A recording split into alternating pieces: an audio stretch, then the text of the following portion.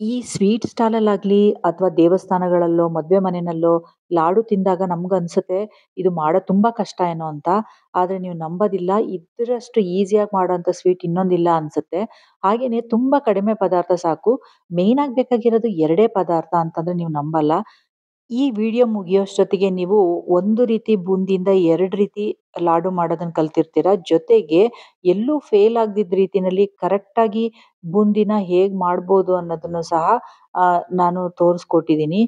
ಜೊತೆಗೆ ಈ ಲಾಡುನ ಇನ್ನಷ್ಟು ಟೇಸ್ಟಿಯಾಗಿ ಮಾಡೋದಕ್ಕೆ ಬೇಕಾಗಿರೋ ಒಂದು ಸೀಕ್ರೆಟ್ ಇಂಗ್ರೀಡಿಯೆಂಟ್ ಸಹ ಹೇಳ್ಕೊಡ್ತೀನಿ.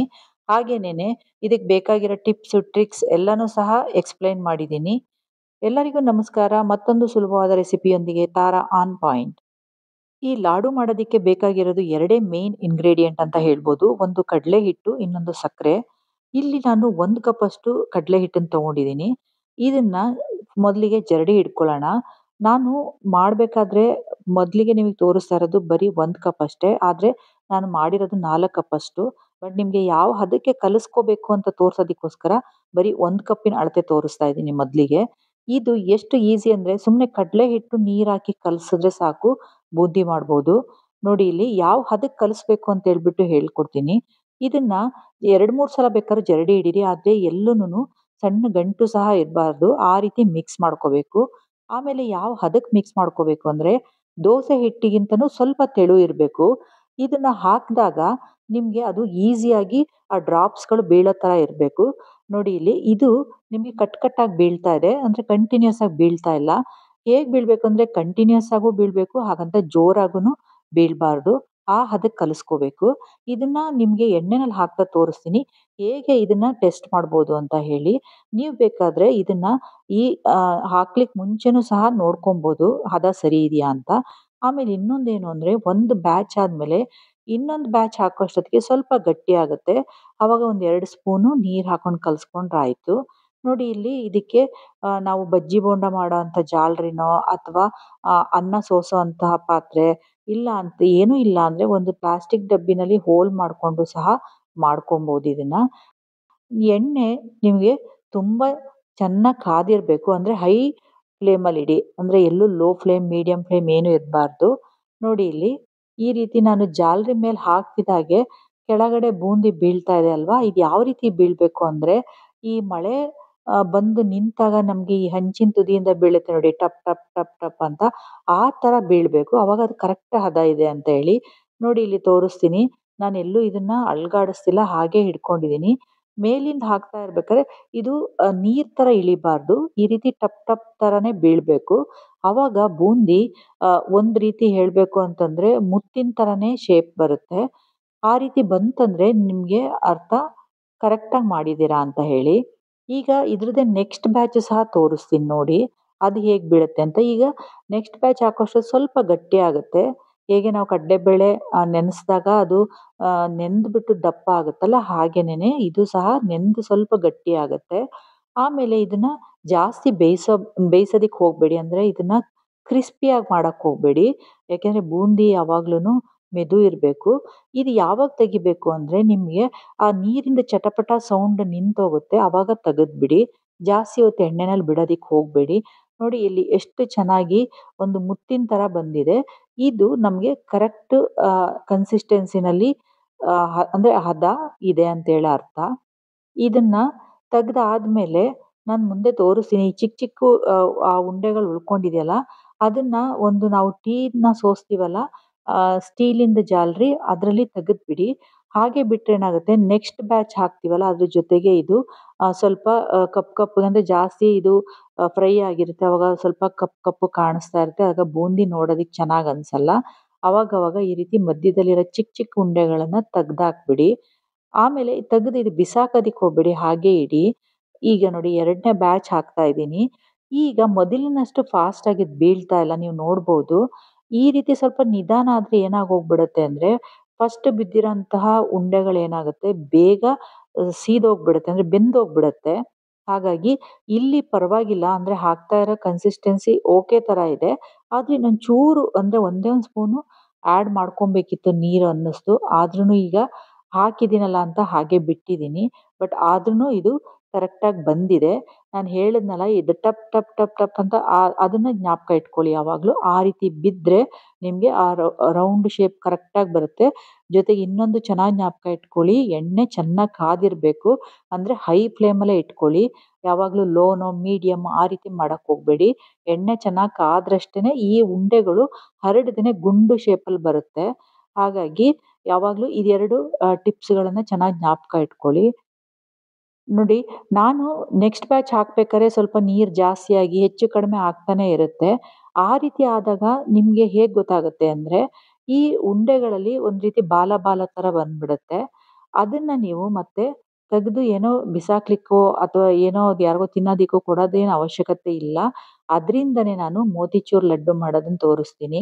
ಸೈಜ್ ಸರಿ ಬರ್ದೇ ಇರೋಂತಹ ಬೂಂದಿಗಳನ್ನ ಹಾಗೇನೆ ನಾವು ಎಣ್ಣೆನಲ್ಲಿ ಎಕ್ಸ್ಟ್ರಾ ಸಣ್ಣ ಸಣ್ಣ ಉಂಡೆಗಳನ್ನ ತೆಗ್ದಿರ್ತೀವಲ್ಲ, ಅಂದ್ರೆ ಟೀ ಸೋಸೋ ಜಾರ್ ಇದ್ರಲ್ಲಿ ಜಾಲರಿನಲ್ಲಿ, ಅದನ್ನೆಲ್ಲ ಈ ರೀತಿ ಮಿಕ್ಸಿ ಜಾರ್‌ನಲ್ಲಿ ಹಾಕೊಂಡು ಪಲ್ಸ್ ಮೋಡಲ್ಲಿ ನೀವು ಪುಡಿ ಮಾಡ್ಕೋಬೇಕಾಗಿ ಬರುತ್ತೆ. ಪಲ್ಸ್ ಮೋಡಲ್ಲಿ ನೀವು ಚೂರ್ ಚೂರೆ ಆನ್ ಮಾಡಿ ಮಾಡಿ ಬಿಟ್ರೆ ನಿಮ್ಗೆ ಇದು ಸ್ವಲ್ಪ ಸಣ್ಣ ಸಣ್ಣ ಉಂಡೆಗಳ ತರ ಆಗತ್ತೆ. ಅದನ್ನ ತೋರಿಸ್ತೀನಿ ನೋಡಿ. ಈ ರೀತಿ ಆಗತ್ತೆ. ಇದು ಮೋತಿಚೂರ್ ಲಡ್ಡು ಮಾಡೋದಿಕ್ಕೆ ತುಂಬಾನೇ ಪರ್ಫೆಕ್ಟ್ ಆಗಿರೋ ಸೈಜು. ನೋಡಿ ಇಲ್ಲಿ ಚೆನ್ನಾಗಿ ಮುತ್ತಿನ ತರ ಬಂದಿರೋ ಶೇಪಿಂದೆಲ್ಲ ಒಂದ್ ಕಡೆ ಇಟ್ಕೊಂಡಿದೀನಿ. ಸ್ವಲ್ಪ ಸರಿಗ್ ಬಂದಿಲ್ಲ ಶೇಪ್ ಆಗ್ಲಿ ಅಥವಾ ಫ್ರೈ ಮಾಡ್ಬೇಕಾದ್ರೆ ಹೆಚ್ಚು ಕಡಿಮೆ ಆಗಿದೆ, ಅದನ್ನ ಸಣ್ಣ ಸಣ್ಣ ಪೀಸ್ ಮಾಡಿ ಇಟ್ಕೊಂಡಿದೀನಿ. ಈಗ ಇದನ್ನ 2 ರೀತಿ ಉಂಡೆನ ಹೇಗ್ ಮಾಡೋದು ಅಂತ ತೋರಿಸ್ಕೊಡ್ತೀನಿ. ಅದಕ್ಕೆ 2 ತರ ಪಾಕ ತಕ್ಕೊಬೇಕು. Almost same.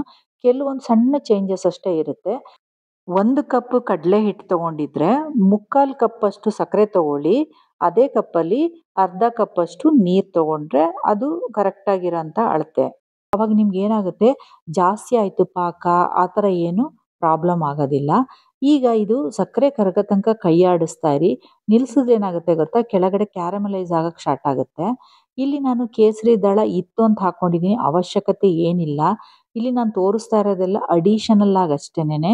ಆಮೇಲೆ ಮೋತಿಚೂರ್ ಲಡ್ಡು ಯೂಶುವಲ್ ಆಗಿ ನಿಮಗೆ ಸ್ವೀಟ್ ಸ್ಟಾಲಲ್ಲಿ ಒಂದು ಡಾರ್ಕ್ ಕೇಸರಿ ಕಲರ್ ಇರುತ್ತೆ. ಅದಕ್ಕೆ ನಾನು ಏನು ಮಾಡಿದ್ದೀನಿ, ಒಂದೇ ಒಂದು ಡ್ರಾಪು ಕೇಸರಿ ಕಲರ್ ನನ್ನ ಹತ್ರ ಎಡಿಬಲ್ ಕಲರ್ ಇತ್ತು, ಅದಕ್ಕೆ ಹಾಕ್ಕೊಂಡಿದ್ದೀನಿ. ನೋಡಿ ಈಗ ಅಂಟಂಟಾಗಿದೆ, ಇದಿನ್ನೂ ಒಂದೆಳೆ ಪಾಕ ಬಂದಿಲ್ಲ. ಇದಕ್ಕೆ ಒಂದು ಸ್ವಲ್ಪ ನಾನೇನು ಮಾಡಿದ್ದೀನಿ ಅಂದರೆ ಸೂರ್ಯಕಾಂತಿ ಬೀಜ ಹಾಕ್ಕೊಂಡಿದ್ದೀನಿ. ನಿಮ್ಮ ಹತ್ರ ಇಲ್ಲ ಅಂತಂದರೆ ಗೋಡಂಬಿ ಹಾಕ್ಕೊಬೋದು ಅಥವಾ ಬೇರೆ ಯಾವ್ದಾದ್ರು ಡ್ರೈ ನಟ್ಸ್ ಏನಾದ್ರು ಇದ್ದರೆ ಹಾಕ್ಕೊಬೋದು. ನನ್ನ ಹತ್ರ ಇದು ಸೂರ್ಯಕಾಂತಿ ಬೀಜ ಇತ್ತು, ಹಾಗಾಗಿ ಹಾಕ್ಕೊಂಡಿದ್ದೀನಿ. ನೋಡಿ ಇಲ್ಲಿ ಒಂದೆಳೆ ಪಾಕ ಅಂದರೆ ಈ ರೀತಿ ಬಂದಿರಬೇಕು. ಅದು ಒಂದು ದಾರದ ಥರ ಬಂದು ಕಟ್ ಆಗುತ್ತೆ. ಇಷ್ಟಾದರೆ ಸಾಕು. ಈಗ ಸ್ವಿಚ್ ಆಫ್ ಮಾಡಿಬಿಡಿ. ಇದಕ್ಕೆ ಅರ್ಧ ಟೀ ಸ್ಪೂನಷ್ಟು ನೋಡಿ ಲಿಂಬೆ ರಸ ಹಾಕ್ಕೊಬೇಕು. ಈ ನಿಂಬೆ ರಸ ಏನು ಮಾಡುತ್ತೆ ಅಂದರೆ ಇದು ಕ್ರಿಸ್ಟಲೈಸ್ ಆಗದಂಗೆ ತಡೆಯುತ್ತೆ. ಅಂದರೆ ತಣ್ಣಗಾಗ್ತಾ ಆಗ್ತಾ ಸ್ವಲ್ಪ ಸಕ್ಕರೆ ಕಟ್ಟಕ್ಕೆ ಸ್ಟಾರ್ಟ್ ಆಗುತ್ತಲ್ಲ, ಅದನ್ನು ತಡೆಯುತ್ತೆ. ಇದು ಮೋತಿಚೂರ್ ಲಡ್ಡಿಗೆ ಮಾತ್ರ ಹಾಕಬೇಕು. ನೋಡಿ ನಾನು ಸೀಕ್ರೆಟ್ ಇಂಗ್ರೀಡಿಯೆಂಟ್ ಅಂತ ಹೇಳಿದ್ನಲ್ಲ, ಇದೇನೇನೆ ಹಾಲಿಂದು ಪುಡಿ.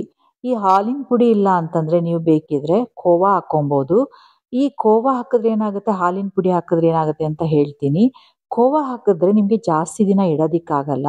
ಆದರೆ ಅದೇನೇ ನೀವು ಮಿಲ್ಕ್ ಪೌಡರ್ ಹಾಕಿದ್ರೆ ಏನಾಗುತ್ತೆ ಅಂದರೆ ಜಾಸ್ತಿ ದಿವಸ ಇಟ್ಟು ತಿನ್ಬೋದು.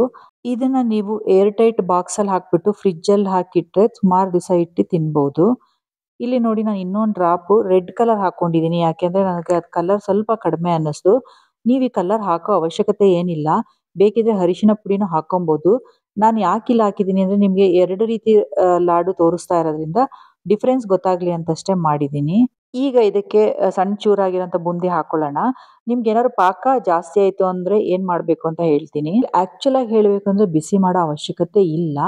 ಒಂದೊಂದು ಸಲ ಏನಾಗುತ್ತೆ ಅಂದರೆ ಸ್ವಲ್ಪ ಏರುಪೇರಾಗುತ್ತೆ. ಅಂದರೆ ಪಾಕ ಒಂಚೂರು ಜಾಸ್ತಿ ಆಯಿತು ಅಂತ ಅನಿಸತ್ತೆ. ಆದರೆ ಏನು ಹೆದರ್ಕೊಳ್ಳೋದಕ್ಕೆ ಹೋಗಬೇಡಿ. ಇಲ್ಲಿ ಏನಾಗುತ್ತೆ ಅಂತಂದರೆ ಪಾಕನ ಚೆನ್ನಾಗಿ ಹೀರ್ಕೊಳ್ಳುತ್ತೆ ಇದು ಏನು ಬೂಂದಿ. ಅಕಸ್ಮಾತ್ ನಿಮಗೆ ಜಾಸ್ತಿ ಆಯಿತು ಅನಿಸಿದಾಗ ನೀವೇನು ಮಾಡಬೇಕು ಅಂದರೆ ಸ್ಟವ್ ಆನ್ ಮಾಡಿಬಿಟ್ಟು 1 ರಿಂದ 2 ನಿಮಿಷದ ತನಕ ಇನ್ನೊಂದು ಸ್ವಲ್ಪ ಹೊತ್ತು ಬೇಯಿಸ್ಕೊಳ್ಳಿ ಅಷ್ಟೇನೆ. ತುಂಬ ಹೊತ್ತು ಮಾಡಕ್ಕೆ ಹೋಗ್ಬೇಡಿ. ಅವಾಗ ಏನಾಗುತ್ತೆ ಅಂದರೆ ಅದು ತುಂಬ ಗಟ್ಟಿ, ಅಂದರೆ ಡಬಲ್ ಏನು ನಾವು ಪಾಕ ತೆಗಿತೀವಲ್ಲ, ಅಂದರೆ ಒಂದೆಳೆ ಪಾಕ ಅಲ್ಲ 2 ಎಳೆ ಪಾಕ ತೆಗಿತೀವಲ್ಲ, ಆ ಥರ ಕನ್ಸಿಸ್ಟೆನ್ಸಿ ಬಂದುಬಿಡುತ್ತೆ. ಹಾಗಾಗಿ ತುಂಬ ಹೊತ್ತು ಬಿಸಿ ಮಾಡ್ಲಿಕ್ಕೆ ಹೋಗಬೇಡಿ. ಒಂದೆಳೆ ಪಾಕದಷ್ಟೇ ಬಿಟ್ಟರೆ ತುಂಬ ಚೆನ್ನಾಗಿ ಬರುತ್ತೆ. ಇದು ಫುಲ್ಲು ಕಂಪ್ಲೀಟ್ ತಣ್ಣಗಾದ್ಮೇಲೆ ಉಂಡೆ ಕಟ್ಬೋದು. ಈಗ ಈ ಇನ್ನೊಂದು ನಮ್ಮ ಕಡೆ ಎಲ್ಲ ಮಾಡ್ತೀವಲ್ಲ ನಾವು ಮದುವೆ ಮನೆಗಳಲ್ಲಿ, ಆ ರೀತಿ ಲಾಡು ಹೇಗೆ ಮಾಡೋದು ಅಂತ ತೋರಿಸ್ತೀನಿ. ಇದಕ್ಕೂ ಸೇಮ್ ಅಷ್ಟೇನೆ. ನಾನು 3 ಕಪ್ಪಷ್ಟು ಕಡಲೆ ಹಿಟ್ಟು ಕಲಸಿ ಮಾಡಿರೋಂಥ ಬೂಂದಿ ಯೂಸ್ ಮಾಡ್ತಿರೋದ್ರಿಂದ 3 ಕಪ್ಪಿಗೆ ಎಷ್ಟು ಬೇಕು ಮುಕ್ಕಾಲು ಕಪ್ಪು ಸಕ್ಕರೆ ಅಂದ್ರೂ ಸುಮಾರು 2 1/4 ಕಪ್ಪಷ್ಟು ಸಕ್ಕರೆ ಬೇಕು. ಅರ್ಧ ಕಪ್ಪಷ್ಟು ನೀರು ಅಂದ್ರೂ 3 ಕಪ್ಪಿಗೆ ಸುಮಾರು 1 1/2 ಕಪ್ಪಷ್ಟು ನೀರು ಬೇಕಾಗತ್ತೆ. ಈಗ ಅದಷ್ಟು ಹಾಕ್ಕೊಂಡು ಸ್ವಲ್ಪ ಏಲಕ್ಕಿ ಹಾಕ್ಕೊಳ್ಳಿ ಘಮ ಬರೋದಕ್ಕೆ. ಜೊತೆಗೆ ಒಂದು 4 ಲವಂಗ ಹಾಕ್ಕೊಳ್ಳಿ. ಇದನ್ನ ಮೊದಲಿಗೆನೆ ಹಾಕಿ ಯಾಕೆಂದರೆ ನಮಗೆ ಪಾಕ ರೆಡಿ ಆಗೋಷ್ಟೊತ್ತಿಗೆ ಆ ಲವಂಗದ ಒಳ್ಳೆ ಫ್ಲೇವರ್ ಬಿಟ್ಕೊಂಡಿರುತ್ತೆ. ನೋಡಿ ಇಲ್ಲಿ ಒಂದೆಳೆ ಪಾಕ ಬಂದಿದೆ. ಇದಕ್ಕೂ ಸಹ ನಾನು ಹಾಲಿನ ಪುಡಿನ ಹಾಕ್ಕೊತಾ ಇದ್ದೀನಿ. ಅಂದರೆ 1 ಕಪ್ಪಿಗೆ 2 ಟೇಬಲ್ ಸ್ಪೂನಷ್ಟು ಸಾಕು. ನಿಮಗೆ ಖೋವಾ ಇದ್ದರೆ ಬೇಕಾದ್ರೆ ಖೋವಾ ಹಾಕ್ಕೊಬೋದು. ಇದರಿಂದ ಏನಾಗುತ್ತೆ ಅಂದರೆ ಲಾಡು ತುಂಬ ಟೇಸ್ಟಿಯಾಗಿ ಬರುತ್ತೆ. ಈಗ ನೀವು ಹಾಲಿನ ಪುಡಿ ಹಾಕಿದಾಗ ಗಂಟು ಆದಂಗೆ ಅನಿಸುತ್ತೆ. ಅದನ್ನು ಹಾಗೆ ಸ್ವಲ್ಪ ಸೌಟಲ್ಲೋ ಅಥವಾ ನೀವೇನು ಸ್ಪ್ಯಾಚುಲಾದಲ್ಲೋ ಅದು ಗಂಟು ಹೊಡೆದ್ರೆ ನೀಟಾಗಿ ಕರಗೋಗುತ್ತೆ. ಇದಕ್ಕೂ ಸಹ ನಾನು ಸ್ವಲ್ಪ ಸೂರ್ಯಕಾಂತಿ ಬೀಜನ ಹಾಕ್ಕೊತಾ ಇದ್ದೀನಿ. ಈಗ ನೋಡಿ ಇದು ಒಂದೆಳೆ ಪಾಕ ಬಂದಮೇಲೆ ಮತ್ತೆ ಬಿಸಿ ಮಾಡೋದಕ್ಕೆ ಹೋಗಬೇಡಿ. ಅಷ್ಟಕ್ಕೆ ಸ್ವಿಚ್ ಆಫ್ ಮಾಡಿಬಿಟ್ಟು ನಾವೇನು ಬೂಂದಿ ರೆಡಿ ಇಟ್ಕೊಂಡಿರ್ತೀವಲ್ಲ ಆ ಬೂಂದಿನ ಹಾಕಿ ನಾನು ಇಲ್ಲಿ ತೋರಿಸ್ತೀನಿ ನೋಡಿ. ನಿಮ್ಗೆ ಅನ್ನಿಸ್ಬೋದು ಪಾಕ ಸ್ವಲ್ಪ ಜಾಸ್ತಿ ಆಗಿರ್ಬೋದು ಅಂತ. ಆದರೆ ಸ್ವಲ್ಪ ಹೊತ್ತು ಬಿಡ್ತಿದ್ದಾಗೆ ಕಂಪ್ಲೀಟಾಗಿ ಹೀರ್ಕೊಂಬಿಡುತ್ತೆ ಅದು. ಇದರಲ್ಲೇ ತೋರಿಸ್ತೀನಿ ನೋಡಿ. ನಾನಿಲ್ಲಿ 3 ಕಪ್ಪಷ್ಟು ಕಡಲೆ ಹಿಟ್ಟಿನ ಬೂಂದಿ ಮಾಡ್ಕೊಂಡಿದ್ದೀನಿ.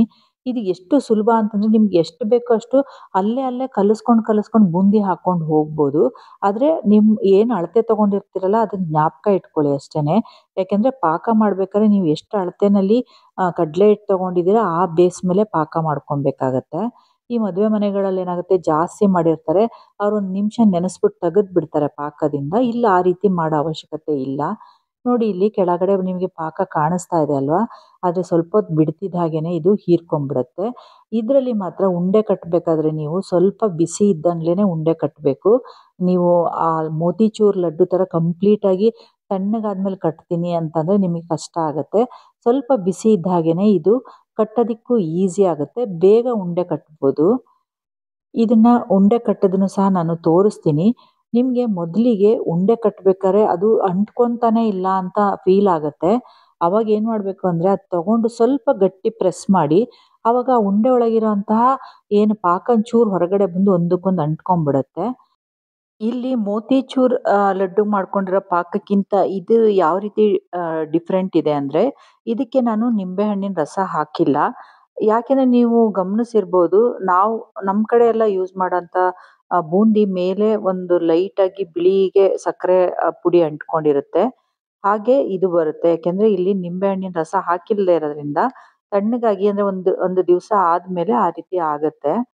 ಈಗ ನಾನು ಮೋತಿಚೂರ್ ಲಡ್ಡುನ ಓಪನ್ ಮಾಡಿ ತೋರಿಸ್ತೀನಿ ನೋಡಿ.